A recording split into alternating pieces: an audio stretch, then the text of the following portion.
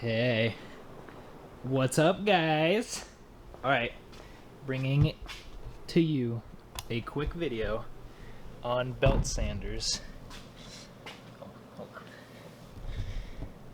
Yeah, there we go. Wait, hold on. So, my boss gave me this belt sander right here for free. That's the kind of guy he is. And that's perfect because I needed one to sharpen the knives I'm trying to push on people. So we're gonna do a quick little overview and then that'll be it. So let's see. It's a discontinued Wilton. It's a 1-inch belt with a 6-inch what do you call it, disc sander on the side, which is sweet. 1/3 horse on the motor. The model is actually a 4002, and these are the belts I bought for it. So it's 42-inch long belts, and I got, so basically I bought belts on Amazon for like 16 bucks, and they range all the way from, I want to say, hold on, look. Oh, there's a lot of belts in here. A mistake taking them apart. So I got, this one is 120, and then this one is, oh, okay, so this must be 120 as well. So there must be double of everything. Yeah, here's an 80. Well, that doesn't make any sense. That does not look like an 80. Oh, maybe that's 800. Very close. Anyway, so yeah, I bought those on Amazon, super cheap, got good reviews. Yeah, so this is gonna be perfect for, let me find the one that's on the ground. Alright, so this is the prototype fixed blade we're working on. As you can very well see, hold on. This one got a little banged up. I don't know what could have possibly happened, but we're gonna try sharpening it. This is just chromoly unheat treated, so it's very, very soft, so that's kind of why it has those marks in it. And yeah, we're just gonna kind of do a little test, you know? Let me load this up. We'll put a belt on it, and, oh god, and see how she goes. We'll try the highest grit or the lowest grit I got, which is that 80, I think. Which now I can't find, because, alright, let's see if she works.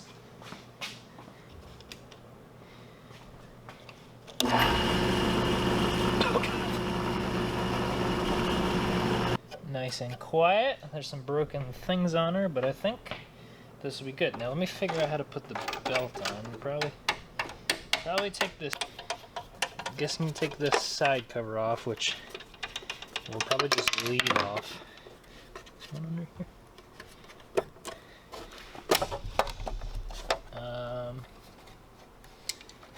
Right.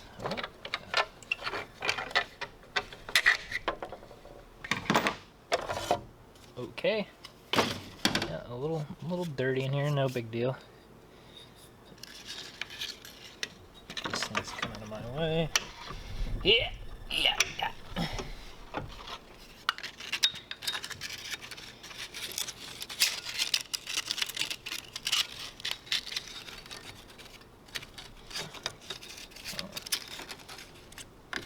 There we go.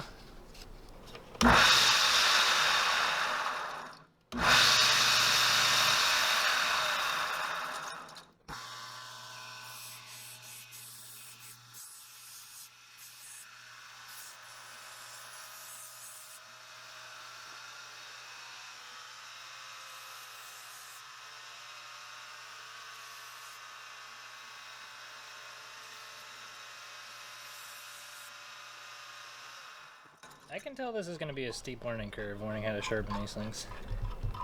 But it's okay, because we have all the time in the world.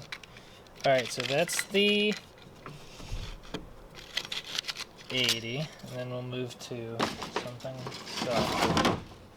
240, jumping right up there. See, I'm not sure how much, I'm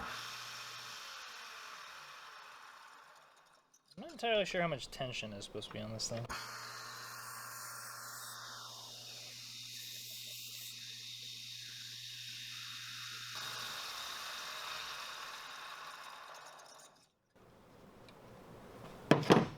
Things are going great. Here's where we're at. As you can tell, this is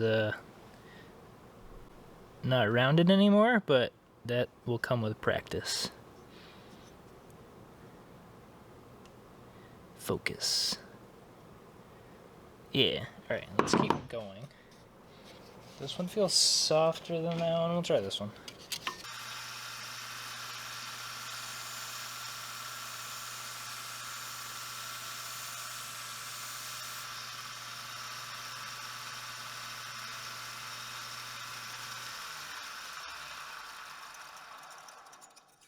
Well, that doesn't look terrible. I mean, you know, like I said, it doesn't follow the profile whatsoever, but that's okay. Sweet. Alright, we'll just keep going up, I guess. 1,000. This one says 1,000. That one felt even softer.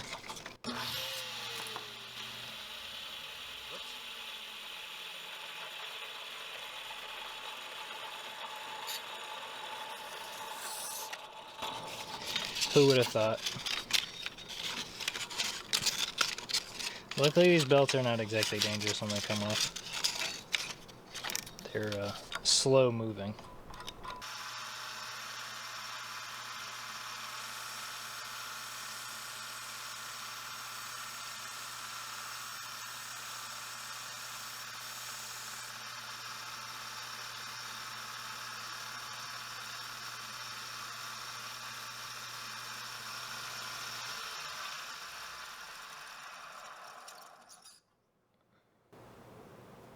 Alright, well that's as high as the grit goes. Let me go find something to cut.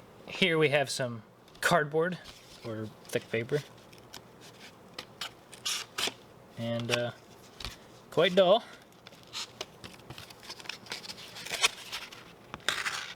Oh, we made a cut. Oh boy.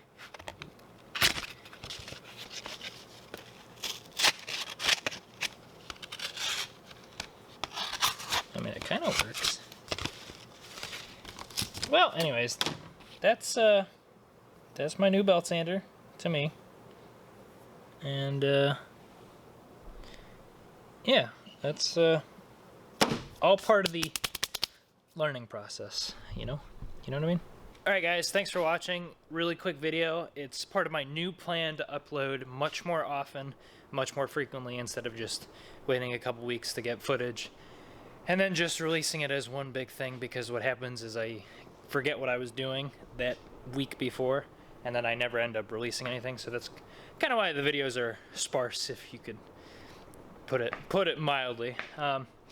So yeah, let's see. What am I working on? I ordered, for the people, anyone looking for some 4th axis toolpath stuff, I uploaded a video about 4th axis stuff, and the next video is probably going to be a little more in depth, like I'll screen cap some stuff I'm doing. And then I also ordered some Orange Vice stuff. So Orange Vice makes a kind of centering vise, kind of. I've never seen one. So it says centering vise, but it actually, both jaws are movable, like independently, with some serrations. So I ordered one of those and the adapter for the HRT 210. So if we take a look here on my machine, I have a 4-jaw, a 4-jaw, and I was doing a video on 4-jaw 4th axis work, but my problem with doing 4th axis work with this 4-jaw is how big the actual 4-jaw itself is. And so when the spindle comes down, you have very little amounts of clearance, especially with your shorter, more rigid tooling.